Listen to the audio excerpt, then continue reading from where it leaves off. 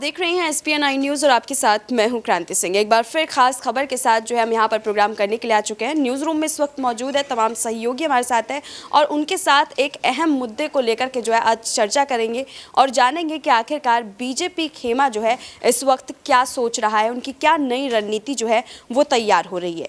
क्योंकि देखिए, एक तरफ जहाँ देखा जा रहा है कि JP नड्डा का जो है कार्यकाल पूरा होने को जा रहा है, वहीं दूसरी तरफ यहाँ ये समझा नहीं जा रहा अभी तक कि उनके बाद जो है आखिरकार पार्टी अध्यक्ष बनेगा कौन, क्या उन्हीं का कार्यकाल जो है वो दोहराया जाएगा। लेकिन अगर ऐसा है तो बार बार तारीख क्यों बदली जा रही है, उनके कार्यकाल को लेकर के इतनी चर्चाएं क्यों तेज है कि एक बार फिर से उनकी तारीखों में जो है कोई एक्सटेंड हो सकता है।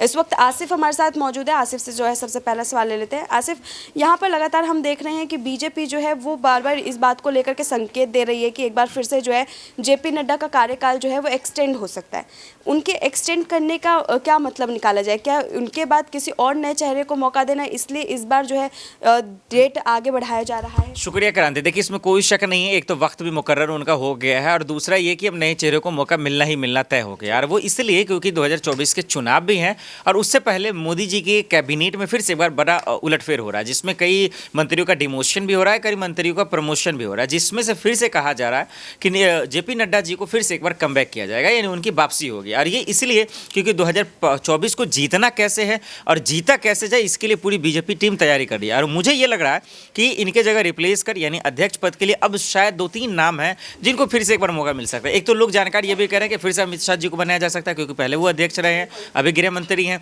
वही राजनाथ सिंह का भी नाम आ रहा है और एक जो हम सबके बीच में खूब चर्चा बटोर रहे हैं वो है नितिन गडकरी जी, उनका भी नाम आ रहा है। आपने देखना होगा, लेकिन बीजेपी ने ये फैसला कर लिया है कि अब जिम्मेदारी बहुत जल्द जो है JP नड्डा को मंत्रिमंडल में मिलता हुआ नजर आएगा। ठीक है, धन्यवाद आसिफ। देखिए, यहाँ पर JP नड्डा को मंत्रिमंडल में जो है जगह मिलता हुआ नजर आ रहा है। राहुल हमारे साथ मौजूद है, राहुल से जो है अगला सवाल पूछ लेते हैं। राहुल, आप किस तरीके से देख रहे हैं यहाँ पर JP नड्डा के कार्यकाल को? क्या बीजेपी उनके लिए कोई दूसरा पद सोच रही है, इसीलिए बार बार जो है इस वक्त तारीख बदल रही है ताकि अभी का कार्यकाल जो है वो पूरा हो जाए और उसके बाद जो है उनको कोई दूसरा पद सौंप दिया जाए? देखिए, वाकई अगर हम बात करें तो चुनाव को लेकर जिस तरह से तैयारियां चल रही हैं, भारतीय जनता पार्टी की बात कर ले, कांग्रेस की बात कर ले, तो कहीं ना कहीं इस वक्त के हालात ही जाहिर तौर पर बताते हैं कि 2024 से पहले उत्तर प्रदेश में समाजवादी पार्टी मजबूत हो रही है, बसपा मजबूत हो रही है और कहीं ना कहीं विपक्षी पार्टियों का हमने देखा, अभी कई चुनाव हुए, चाहे गुजरात की बात कर ले, हिमाचल की बात कर ले, तो उस चुनाव में लगातार जो तैयारियां चल रही है, ये तैयारियां बताती हैं कि विपक्ष कहीं ना कहीं एकजुट तो हो रहा है और जनता भी कहीं ना कहीं विपक्ष के मुद्दे पर ध्यान दे रही है, क्योंकि विपक्ष लगातार सड़कों पर उतरकर महंगाई के मुद्दे पर बात कर रही है, रोजगार के मुद्दों पर बात कर रही है, शिक्षा के मुद्दों पर बात कर रही है। ऐसे तमाम मुद्दे आज कहीं ना कहीं विपक्ष के लिए बहुत अच्छे होते नजर आ रहे हैं। जनता भी अब कहीं ना कहीं देख रही है कि भाई एक वक्त में मोदी लहर थी, एक वक्त में बीजेपी लहर थी, लेकिन उन तमाम लहरों को खत्म करके जनता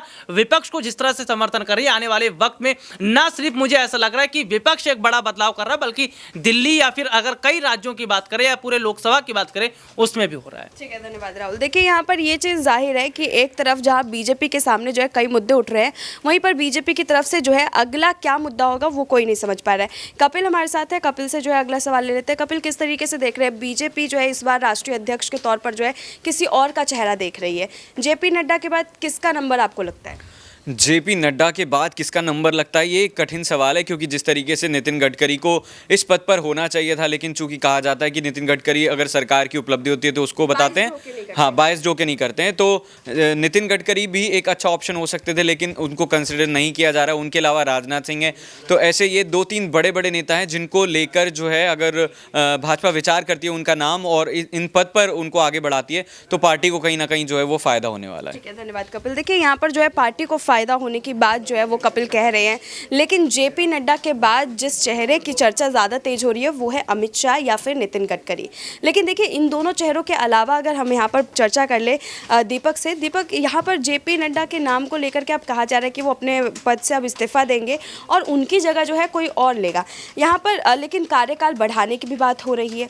तो किस तरीके से देख रहे हैं बीजेपी इस वक्त कौन सी खिचड़ी बनाने की तैयारी कर रही है 2024 और 23 के चुनाव से पहले? देखिए, 2023 के चुनावों से पहले पहले अगर बात करें तो जेपी नड्डा ने बाकी राज्यों में अच्छा काम करके दिया, हिमाचल चुनाव में थोड़ी मात खा गए, वहाँ रिवाज चल रहा था इस वजह से भी कहा जा सकता है। लेकिन कई सारे राज्यों में रिवाज को भी तोड़ा, साल की शुरुआत में यूपी में रिवाज को तोड़ा था, हिमाचल लास्ट में मात खा गए। लेकिन अब बात आती है कि उन्होंने इतिहास भी रचा। गुजरात में सरकार ने जो रिकॉर्ड तोड़ जीत दर्ज करी वो जेपी नड्डा की अध्यक्षता में करी। तो जेपी नड्डा की उम्र देखी जाए, उनके अभी उम्र के पड़ाव को लेकर बात की जाए, जैसे अमित शाह को बीजेपी के अध्यक्ष पद से जब हटाया गया था तो उनका गृह मंत्री का पद दिया गया था, लेकिन जेपी नड्डा के लिए क्या सोच विचार कर रहे हैं? नाम यहाँ पर 3-4 आपने गिनवाए, नितिन गडकरी का, अमित शाह को दोबारा से या किसी और युवा को आगे किया जा सकता है। तो अभी शायद जेपी नड्डा की अध्यक्षता में सही चल रही है यहाँ पर पार्टी, और अगर उनको आगे किया जाता है तो लोकसभा चुनाव के लिए उनको आगे किया जा सकता है। अमित शाह की वापसी खैर कराने से रहे, नितिन गडकरी को दोबारा अध्यक्षता देने से रहे, क्योंकि नितिन गडकरी की अगर चर्चा करें तो नितिन गडकरी को बड़े पद वैसे ही मिले हुए हैं, वो उन पर ही राष्ट्रीय स्तर पर अपनी भूमिकाओं को साफ करते नजर आ रहे हैं। तो ये सारे बड़े फैसले हैं जिस तरीके से जनता के बीच यहाँ पर लिए जा रहे हैं। एक छोटा सा सवाल और रहेगा, इस वक्त विपक्ष जो है वो थोड़ी बहुत मजबूती के साथ कमबैक करती हुई नजर आ रही है, ज़्यादा नहीं लेकिन हाँ आगे की रणनीति तैयार कर रही है सभी पार्टियों के लिए। अगर मैं बात करूँ तो यहाँ पर उस चीज़ को देख करके डेट एक्सटेंड करने की बात चल रही है, क्योंकि देखिए अभी तो 20 जनवरी का जो डेट है वो कंफर्म है, लेकिन उसमें भी बदलाव की कहानी बीजेपी खेमे से ही निकल रही है।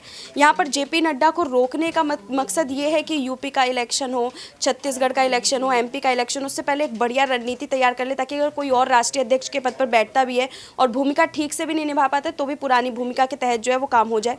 देखिए ज़्यादातर अगर देखा जाए तो अध्यक्ष कोई बन जाए तो फैसले ज़्यादातर मोदी शाह के रहते हैं। ये हर कोई बीजेपी को लेकर चर्चा करता है। अगर राज्य को मुख्यमंत्री बनना है तो भी मोदी शाह के फैसले के नाम को आगे किया जाता है। लेकिन रही बात जेपी नड्डा के नाम की, तो नाम के अध्यक्ष नहीं होते, उन पर काम भी काफ़ी ज़्यादा होता है। और इस समय केंद्र में उनकी सरकार है, कई राज्यों में उनकी डबल इंजन की सरकार चल रही है। तो अध्यक्ष पद बीजेपी में बहुत इंपॉर्टेंट रहेगा, क्योंकि जेपी नड्डा की बात करें तो हिमाचल में वो मात खा गए। जिस तरीके से उन्होंने रैली करी थी उनका गढ़ माना जाता था, लेकिन इन सब चीज़ों के बावजूद चर्चा यहीं से शुरू हुई। बस लास्ट में जो साल का 2022 का अंतरा, वहां पर जेपी नड्डा मात खाते नजर आए। बाकी अगर अध्यक्ष पद की लड़ाई को देखा जाए तो दिलचस्पी इसलिए और है क्योंकि यहां पर वोट के जरिए नहीं होता है। ज़्यादातर जो फैसले से कांग्रेस में वोट के जरिए तय होता है कौन अध्यक्ष बनेगा, नामांकन दर्ज कराए जाते हैं, फिर वोट होता है। वोट के बाद जब तारीखों को ऐलान होता है कि इस दिन रिजल्ट आएंगे तो उस दिन तक सस्पेंस बना रहता है। लेकिन यहाँ पर कुछ अलग तरीके से अध्यक्ष पद का फैसला होता है। और जानते हैं हम, चाहे यहाँ पर किसी का भी नाम ले दें, लेकिन मोदी शाह कोई ना कोई बड़ा ऐसा धमाका करेंगे जो सभी के लिए हैरान करने वाला रहेगा कि हाँ, इसको तो सोचा ही नहीं था, ये भी अध्यक्ष बन सकते थे। क्योंकि अमित शाह ने इतना अच्छा काम करके दिया था, लेकिन उनको गृह मंत्री का पद दिया गया, अध्यक्ष पद से उनको हटाया गया, फिर जेपी नड्डा को लाया गया। तो जो कुछ भी करते हैं सही पार्टी के लिए, फैसले के लिए करते हैं, और पार्टी के सही में बिल्कुल वो सही फिट बैठता है फैसला। दीपक, देखिए यहाँ पर हम ये चीज़ ज़रूर देख सकते हैं कि एक तरफ जहाँ जेपी नड्डा के नामों की चर्चा जो है वो तेज हो रही है कि वो अब अपने पद से इस्तीफा देंगे और उनकी जगह कोई और लेगा, वहीं कौन होगा अगला राष्ट्रीय अध्यक्ष, ये सवाल बहुत बड़ा है। यहाँ बीजेपी खेमे में किस किस के नामों की चर्चा है वो हमने आपको बताने की बखूबी कोशिश की है, लेकिन इसके बाद अब आप लोग के मन में किसके नाम की चर्चा है? क्या लगता है आप लोगों को कि कौन बनेगा अगला राष्ट्रीय अध्यक्ष? कमेंट सेक्शन में जरूर बताइएगा। फिलहाल आज के लिए बस इतना ही। देश दुनिया की तमाम बड़ी खबरों के लिए देखते रहिए SPN9 न्यूज़।